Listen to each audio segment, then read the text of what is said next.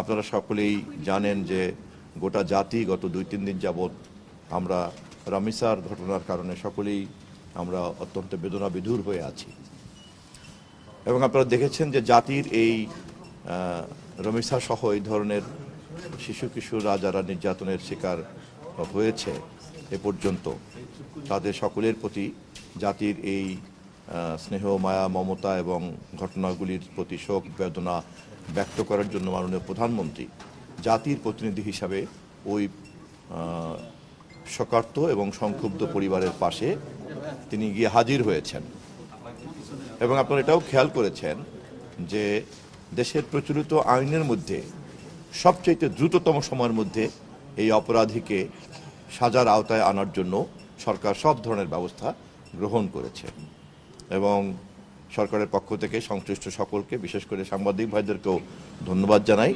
যে আপনারা সরকারের এই উদ্যোগ এবং জনগণের মধ্যে যে এই বিষয়ে ক্ষোভ আছে এটাকে আপনারা যেভাবে জনমত তৈরি করে তুলছেন আপনাদের জনমতের উপরে ভর করেই আমরা আরও বেশি কার্যকরী আইন তৈরি করতে পারবো যাতে সমাজ থেকে এই ধরনের অপরাধকে আমরা নির্মূল করতে পারি। আমি ভরসা রাখি হিরন স্মার্ট ওয়াটার পিউরিফায়ারে।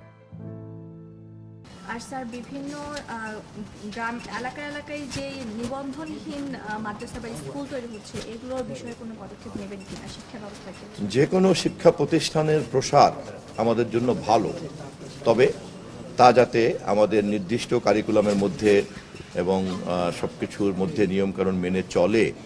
শিক্ষামন্ত্রী এবং শিক্ষা মন্ত্রণালয় ইতিমধ্যে এ বিষয়ে কাজ করছে। ধন্যবাদ। একটা প্রশ্ন স্যার, গতকালকে নাসিরউদ্দিন পাটোয়ারির উপর হামলা হয়েছে এবং তিনি মামলা করার জন্য থানায় গিয়েছেন, দীর্ঘ সময় মামলা নেয়নি, পরবর্তীতে থানায়ও হামলা হয়েছে।